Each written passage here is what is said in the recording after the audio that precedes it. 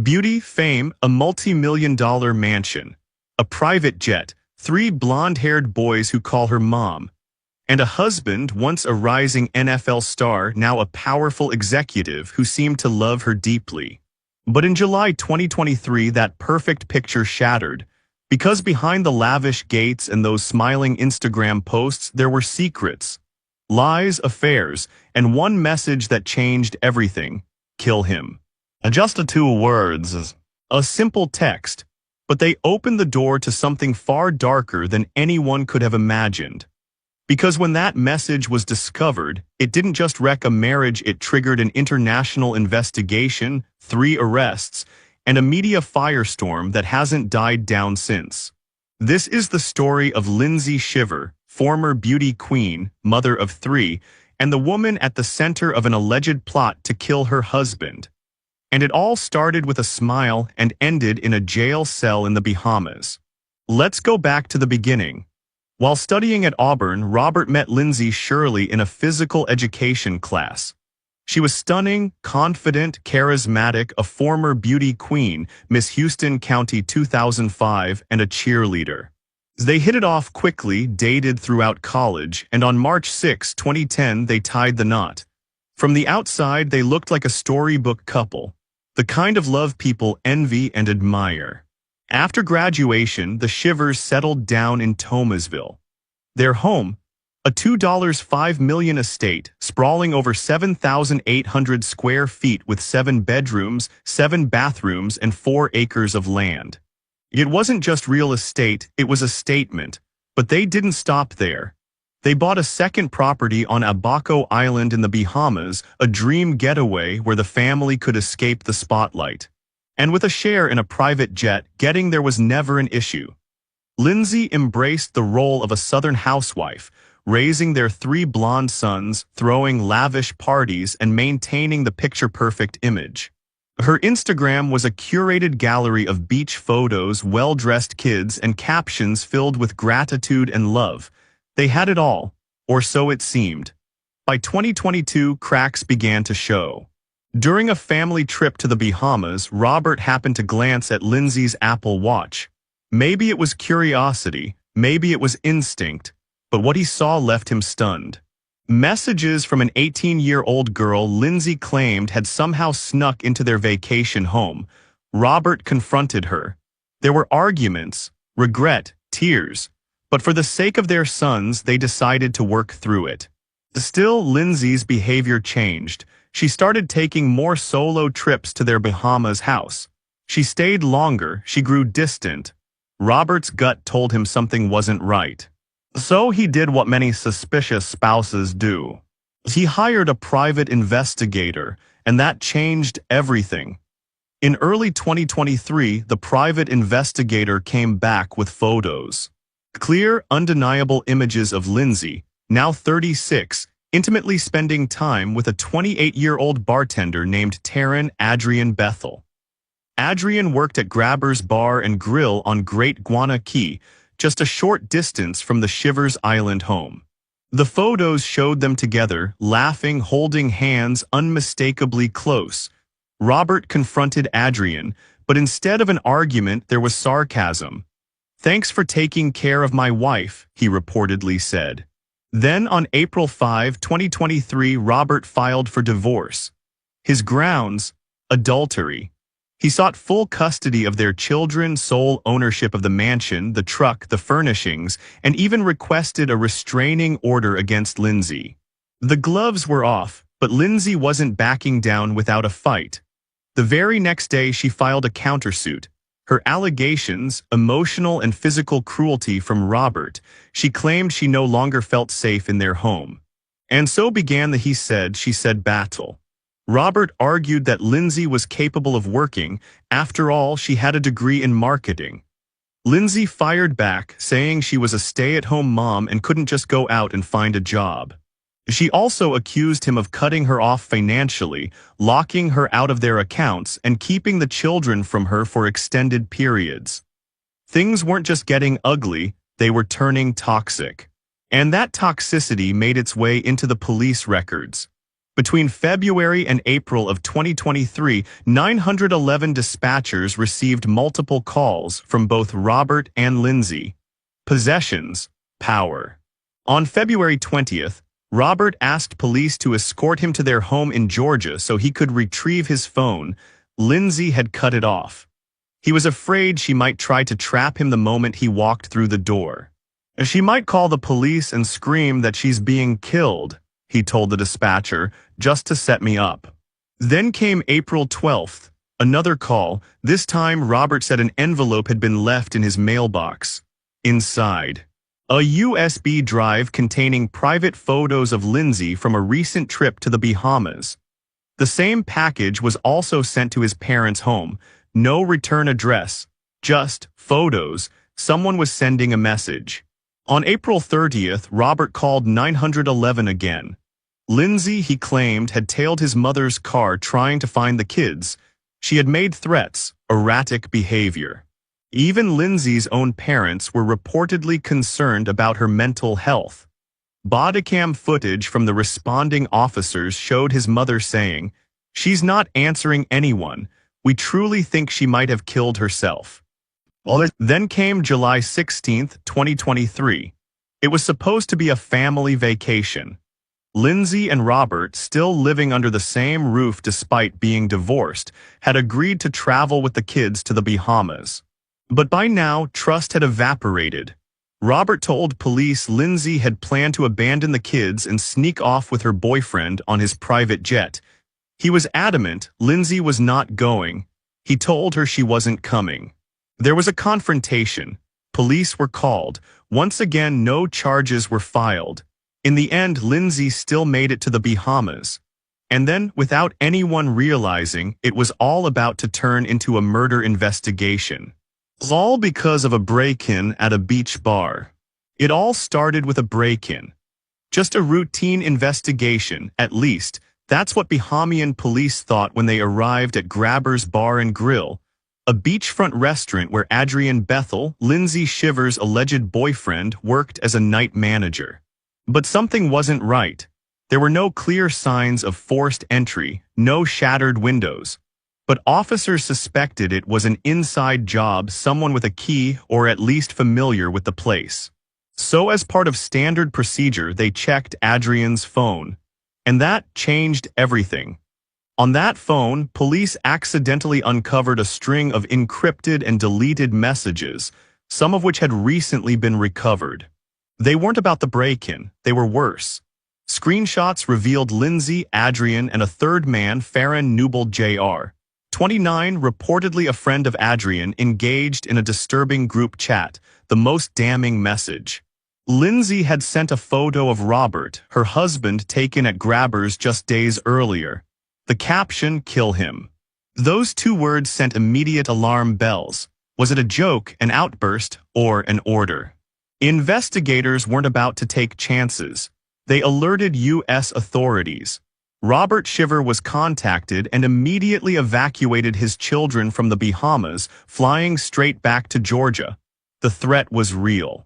And the evidence was mounting. Authorities dug deeper. Phone records, travel data, message history. They began piecing together what appeared to be a murder-for-hire plot, allegedly orchestrated by Lindsay to have Robert killed while on a family vacation.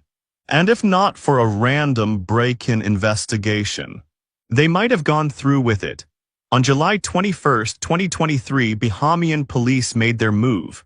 All three suspects, Lindsay Shiver, Adrian Bethel, and Farron Newbold Jr., were arrested. It was a shocking turn. A former beauty queen, a cheerleader, a Southern mom of three, now handcuffed and charged with conspiracy to commit murder. For 19 days, Lindsay was held inside Fox Hill Prison in Nassau, one of the most notorious detention centers in the Caribbean. A place known for overcrowding, harsh conditions, and violent treatment. This was no longer a vacation. Her family was stunned. They insisted it was all a misunderstanding, that Lindsay was incapable of doing something like this. They posted her bail $100,000, and she was eventually released on August 9, 2023, under strict conditions. She had to wear a GPS ankle monitor, report regularly to the police, and most critically, remain in the Bahamas. Adrian and Farron were also granted bail, $20,000 each, under similar restrictions. No contact with each other, no travel, and no communication with Robert Shiver. But this is where things got stranger. In one of their earliest court appearances, observers noticed Lindsay and Adrian whispering and laughing in the courtroom, giggling like teenagers despite being co-defendants in a murder conspiracy case. They weren't supposed to speak, and yet there they were, exchanging glances, smirking, acting like nothing had happened. Was it nerves, or were they just that confident? Back in the U.S., Robert tried to shield his children from the chaos. He hadn't told them about the arrests, or that their mother was accused of trying to have him killed. He just wanted to protect them for now. But the tension was still very much alive. In December 2023, Lindsay returned to court with a request. She wanted permission to go home for the holidays to Alabama to stay with her parents. Not Georgia, not near Robert and the boys, just back to U.S. soil. The judge granted the request, despite Robert testifying under oath that he feared for his life and did not want her back in the country. Lindsay, still wearing her ankle GPS monitor, complied with all restrictions and quietly returned to the United States. She didn't answer many questions, but in one brief clip she was seen smiling when reporters called out, "Do you have anything you want to say to the boys? Are you excited to be going home?" No words, just a tight-lipped smile. A flicker of something, guilt, defiance. No one could say for sure, but the drama wasn't over yet. Just hours after returning to the Bahamas from her holiday trip to the U.S., Lindsay faced another terrifying ordeal. Someone broke into her temporary residence while she was asleep. According to reports, the intruder scaled the building, broke in through the balcony door, and stole valuable jewelry and around $200 in cash.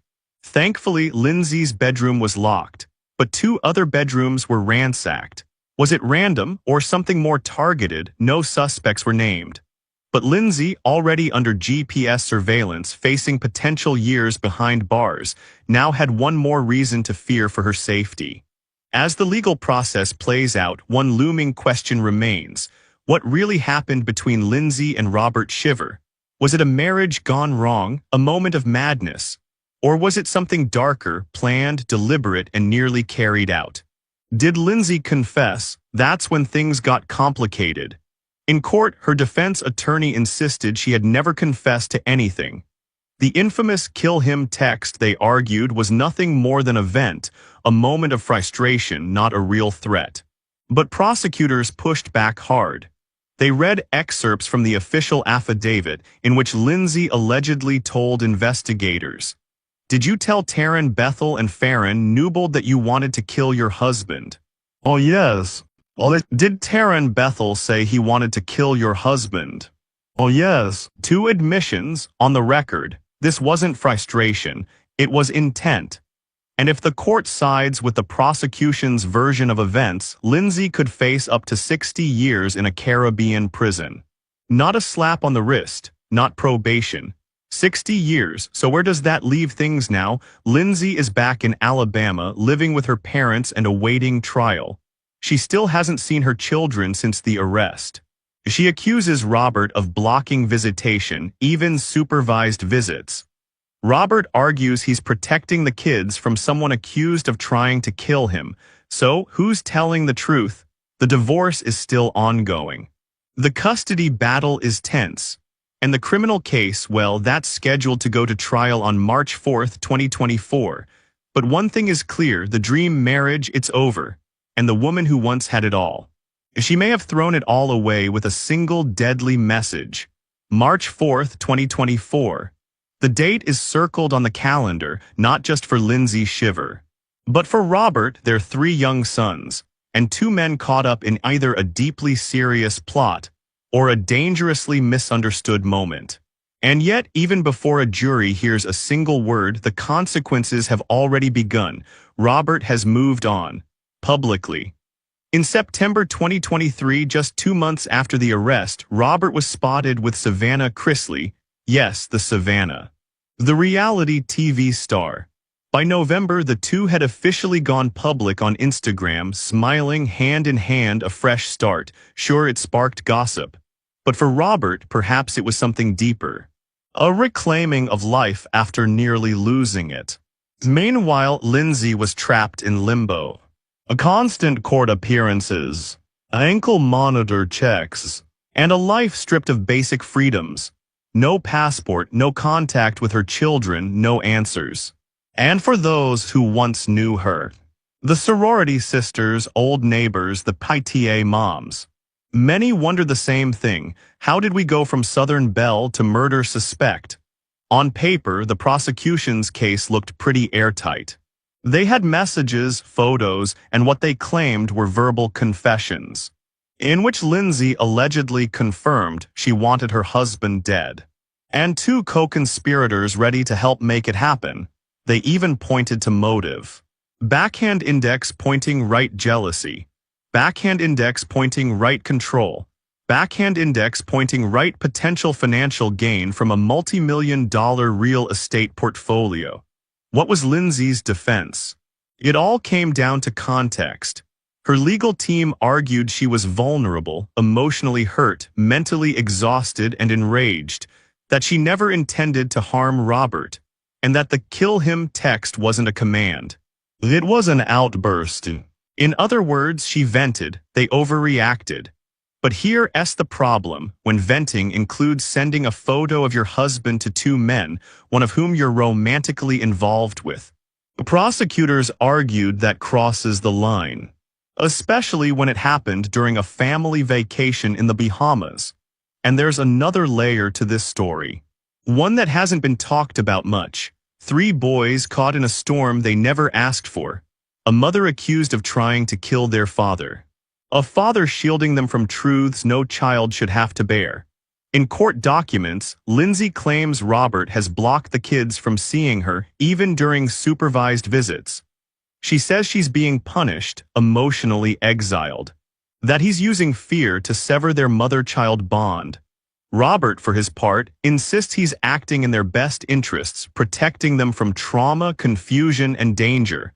There are no easy answers, only painful trade-offs. The court will ultimately decide custody, visitation rights, and the relationship Lindsay will have with her sons, if any. But one thing is clear: even if she's declared innocent, this family is already broken.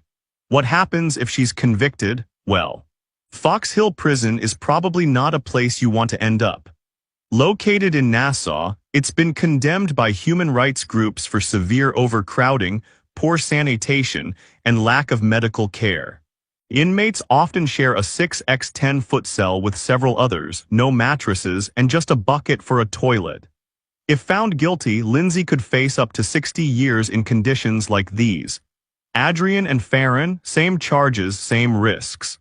So far, all 3 remain out on bail, monitored, restricted, and barred from contacting each other or Robert. Prosecutors are building their case. Defense attorneys are scrambling. And the media. They're waiting, because this is not just a legal battle. This is a tabloid storm. There's a reason stories like this grip us so tightly, because they turn the familiar into the unimaginable. We've all seen those perfect couples in photos. Smiling faces on Instagram, family pictures on the beach, anniversary congratulations, but behind those pictures, what else is really going on? Control, infidelity, secrets. That's why this story isn't just a scandal. It's a cautionary tale about how appearances can be deceiving, and how love can quickly turn into rage. At first, Robert and Lindsay were college sweethearts. He was a football player, she was a cheerleader. The royal family of Auburn University. They had a multi-million-dollar home, a private jet, a fairy tale life, but fairy tales don't always last. And sometimes they end not with heartbreak, but with handcuffs. Here's the hardest part. We don't know if Lindsay is guilty. Only the court can decide that. But what we do know is someone somewhere is plotting, and someone else almost lost their life because of it. and it happens more often than you think. According to FBI statistics, contract killings aren't just fiction. From 2012 to 2022, there were over 800 recorded cases in the U.S. alone, most involved spouses or lovers. In nearly 40% of those cases, the mastermind was a woman. That's the scary part. Because that means the person who wants you dead. It could be the one who once swore to love you forever. So where does this story go from here? Lindsay's trial is scheduled for later this year. If convicted, she could spend decades behind bars. If acquitted, she still faces the wreckage of the past. Loss of custody, ruined reputation, and a marriage beyond repair. Robert. He's rebuilding a new relationship, a future that hopefully doesn't involve looking back. But who's the real victim? 3 boys, young, innocent, forever marked by a summer that shattered their family. Maybe Lindsay was venting, maybe she meant it. But no matter what the verdict says, the damage is done. If you found this story compelling, like the video. Share your thoughts in the comments. And don't forget to subscribe. We'll be bringing you more true crime stories. More lies, more secrets, more justice. Because behind every perfect photo, there's always more than meets the eye. Until next time, stay safe. And never ignore the silent warnings. They might just save your life. There are some crimes that feel like they could only come out of a twisted screenplay, where love turns into obsession and the people you trust most become your worst threat. This case. It has everything: 3 relationships, 2 divorces, 4 people, and 1 life sentence. And at the heart of it, a veterinarian, a charming doctor, a hitman with a conscience, and a plot that would make even seasoned detectives shake their heads. This is the true story of Leon Jacob and Valerie McDaniel, and how a murder-for-hire plot spiraled into betrayal, surveillance, and tragedy. Valerie McDaniel was one of those people everyone seemed to love. Smart, successful, and deeply passionate about animals. A straight-A student, valedictorian, and eventually, a veterinarian who built her own clinic from the ground up. Her life on paper looked perfect: wealthy background, nice cars, fancy wine, and a loving family. And like many fairy tales, it started with a promising romance. She met Marion Mac McDaniel while studying. They clicked instantly, both intelligent, ambitious, and driven. They married, started a business together, and from the outside, everything seemed idyllic. But behind that polished exterior, reality slowly began to fray. Owning a business is stressful, and the strain started to show in their relationship. The long hours took a toll. They rarely spent quality time together.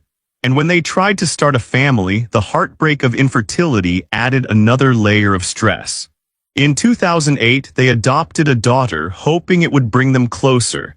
But that's not how it went. Shortly after, Valerie got a call from a stranger. A woman claimed she'd been sleeping with Mac, and he wasn't just cheating with her. She rattled off a list of names.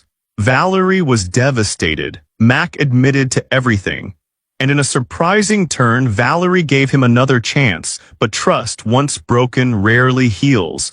And it didn't take long before Mac was cheating again. Still, Valerie stayed, not because she didn't know better, but because she loved her daughter and didn't want to risk shared custody. Eventually, though, she emotionally checked out. The marriage, by her own admission, became a formality. And that's when he entered the picture. Leon Jacob, the son of a neighbor, a man who oozed confidence, flaunted his looks, and as Valerie would later say, thought he looked like Bradley Cooper. And you know what? Maybe he kind of did. Bright eyes, dark wavy hair, a doctor, 8 years younger than Valerie, and charming as hell.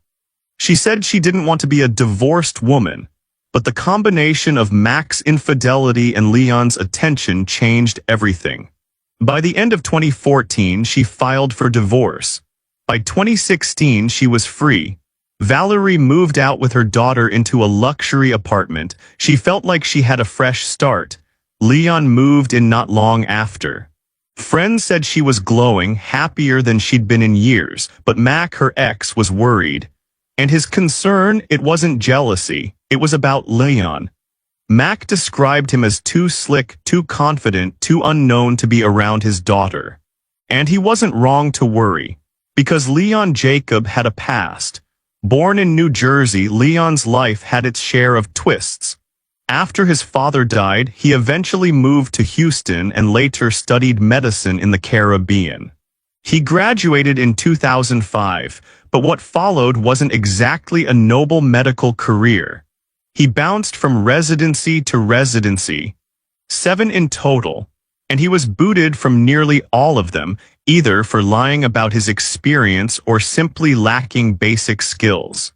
His arrogance made things worse. He didn't take instruction well, he thought he was better than everyone else, and it wasn't just professional issues. Leon had been married once before too, 2 sons, 12 years of marriage. But his ex-wife described their relationship as a nightmare, full of emotional abuse and control. After their divorce, Leon was charged with stalking her. He claimed he just wanted to talk to his kids. But the relentless calls and threats told a different story. Then came Megan Vericas. They met at a hotel she worked at, started dating, and soon moved in together. Megan thought she'd found someone solid, good-looking, ambitious, and sweet. But once they moved to Houston, Leon's mask slipped. It began with verbal abuse, then physical. Megan said he hit her repeatedly, suffocated her once with his hand over her mouth. Terrified, she kicked him out. And just like before, Leon retaliated. Calls, threats, harassment, only this time Megan went to the police. In early 2017, Leon was charged with assault and stalking. And this right here is where the story takes its darkest turn. Leon knew that if Megan testified, his career would be over. No medical license. No future. And he couldn't let that happen, so he made a decision. He was going to make sure Megan never made it to the courtroom. So by early 2017, Leon Jacob was cornered. His ex-girlfriend Megan Vericas had filed charges against him for assault and stalking, and his trial was coming up fast. His lawyer told him point-blank, if Megan testified, it was game over. He could lose his medical license permanently. His reputation, already shaky, would be toast. And that's when Leon decided he had one option left. Make sure Megan never took the stand, so he reached out to a guy he knew, someone he thought could make his problem disappear. A man he believed was capable of murder, but the irony here, the hitman Leon hired wasn't a killer at all. His name was Taz, a former soldier with no interest in violence anymore. Leon knew him only as Zach, a name Taz made up on the spot. And what Leon didn't know was that Taz had no intention of hurting anyone. Instead, when Leon laid out his murderous plan, Taz made a very different decision. He decided to save a life, not take one. Leon had it all mapped out. He didn't just want Megan scared. He wanted her gone one way or another. And the plan, it had 3 stages. Stage 1, scare Megan into getting back together with him. Stage 2, if that didn't work, scare her enough to leave town and not testify. 3. Stage 3, and if that failed, murder. Leon paid Taz $9,000 to kill her. But Taz, being ex-military and a man with a conscience, took the money and went straight to the authorities. He told them everything. What Megan didn't know yet was that her life had been hanging by a thread, and that her ex-boyfriend was willing to end it for his own career. With Taz's help, police formed a plan. They asked him to keep playing the role, keep recording conversations, keep Leon talking. If they were going to make a case, they needed Leon caught red-handed. And that's exactly what happened next. Taz, under police supervision, called Leon and said he wasn't the right man for the job, but he knew someone who was, a guy named Javier. Leon took the bait, and what he didn't realize was that Javier was actually an undercover police officer. Now here's where things go from disturbing to downright surreal. Leon didn't just want Megan taken care of anymore. On the call, he casually added that he had another problem too, Valerie's ex-husband Mac. He wanted Mac dead as well. And according to Leon, Valerie was totally on board.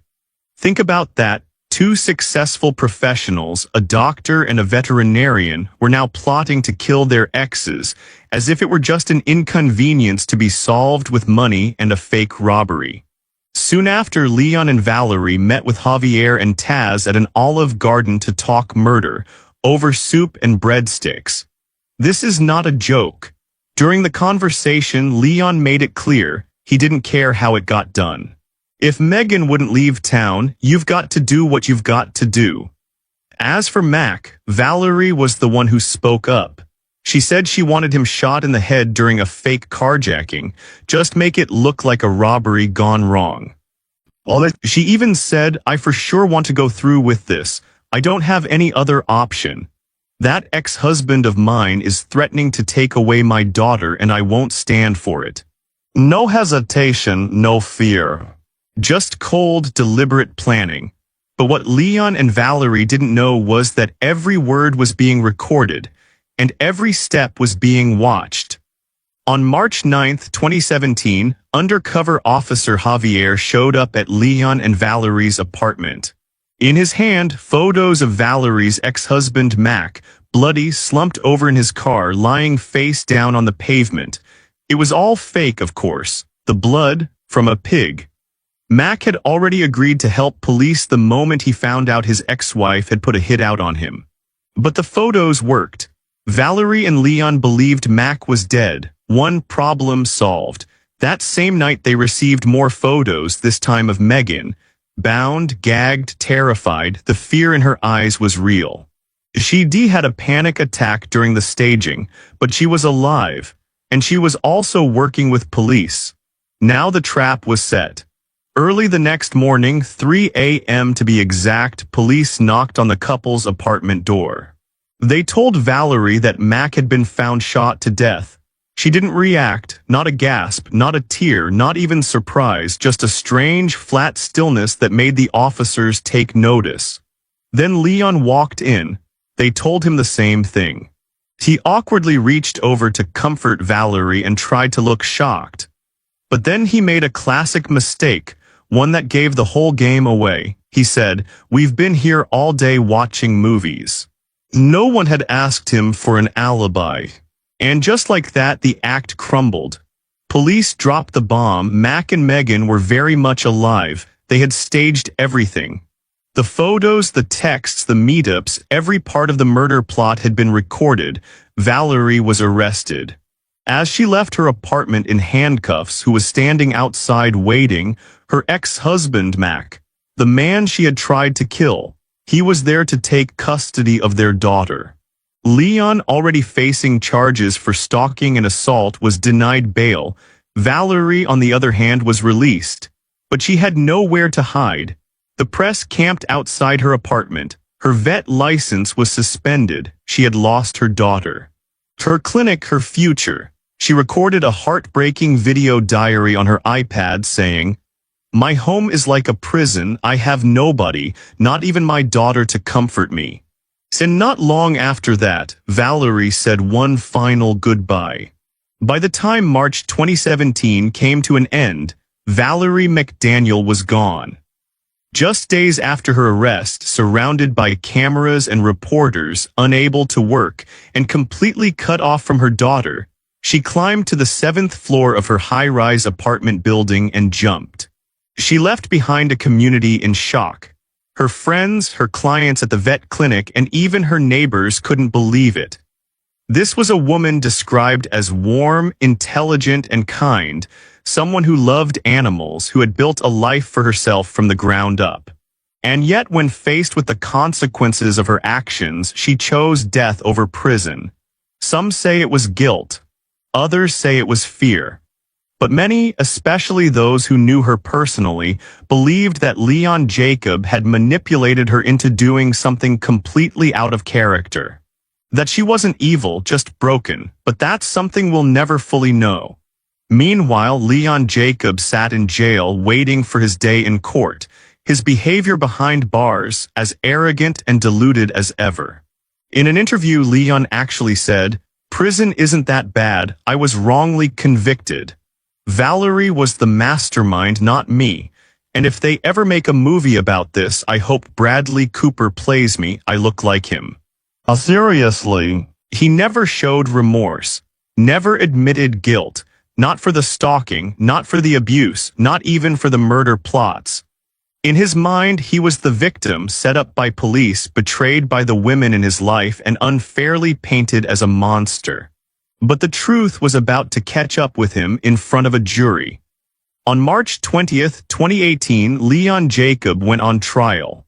He was charged with 2 counts of solicitation of capital murder, one for trying to have his ex-girlfriend Megan killed, and one for Valerie's ex-husband Mac. And since Valerie was no longer alive to testify, Leon's legal team tried to paint her as the mastermind. The defense argued that Leon was just along for the ride, that Valerie had dragged him into it, not the other way around. But prosecutors came prepared, and they had 2 key witnesses, Megan Verikas and Mac McDaniel. Megan took the stand first. She testified to everything, how Leon had stalked her, abused her, sent her threatening messages, and even hid in the bushes outside her home. She described how he slowly broke down her life, her career, her friendships, even her confidence. How he had charmed her at first, only to turn violent and manipulative. And how, if she hadn't spoken up, she might not be alive today. She called Leon a grade-A criminal who needed control over everything and everyone around him. And it was that need for control that made him dangerous. Then came Mac, the man Leon and Valerie had plotted to kill. He told the court how he had been contacted by police, warned that his life was in danger, and agreed to fake his own death for the sting operation. When asked about his relationship with Valerie, he admitted it had been rocky, even painful. But even he couldn't believe it had come to this. When Leon took the stand, he doubled down on the lies.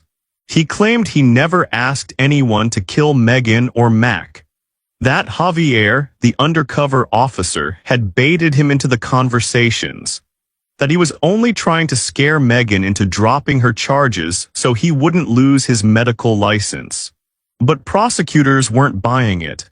They reminded the jury that Leon never once tried to stop the fake hit. When shown photos of Megan bound and gagged, he showed no hesitation. He didn't ask, "Is she okay?" He didn't say, "Please don't hurt her." He was satisfied. And when they played back the recordings of him casually discussing how he wanted both Megan and Mac taken care of, well, there was no talking his way out of that. Then during sentencing, the prosecution made a powerful final move. They brought in Leon's ex-wife to testify. She described years of escalating abuse, the verbal attacks, the physical violence, and one moment that would stay with the jury forever. She was pregnant with one of their sons. They were arguing. He became violent, grabbed her by the head, and smashed her face into the kitchen counter. She raised her legs to protect her stomach as he started kicking her. She said, "He told me if I ever left him, he would kill me and no one would ever find my body. That as a doctor, he had access to chemicals that would dissolve me completely." It was horrifying and completely consistent with everything Megan had said. Everything Valerie had likely lived through too. The jury didn't need long. After just over an hour of deliberation, they came back with a guilty verdict on both counts of solicitation of capital murder. Leon Jacob was sentenced to life in prison. He won't be eligible for parole until 2047, at which point he'll be nearly 70 years. So what happens now? Megan Verikas has rebuilt her life stronger than ever. In her words, "I lost everything to him, my house, my friends, my career. But now, the girl he called poor and uneducated is the reason he will never be free again." While Mac McDaniel has custody of his daughter, he still grieves for the Valerie he knew, but he's moved on for her. And Leon, still in prison, still blaming everyone but himself. But there's one part of this story that doesn't get talked about much: the children. Leon's two sons, Valerie's daughters, they didn't have to stand trial. They weren't part of the assassination plot. But they're the ones who have to grow up with the consequences. Valerie's daughters will forever know that their mother fell from a 7th-floor balcony, pushed to despair by a plot that began with love and ended with betrayal.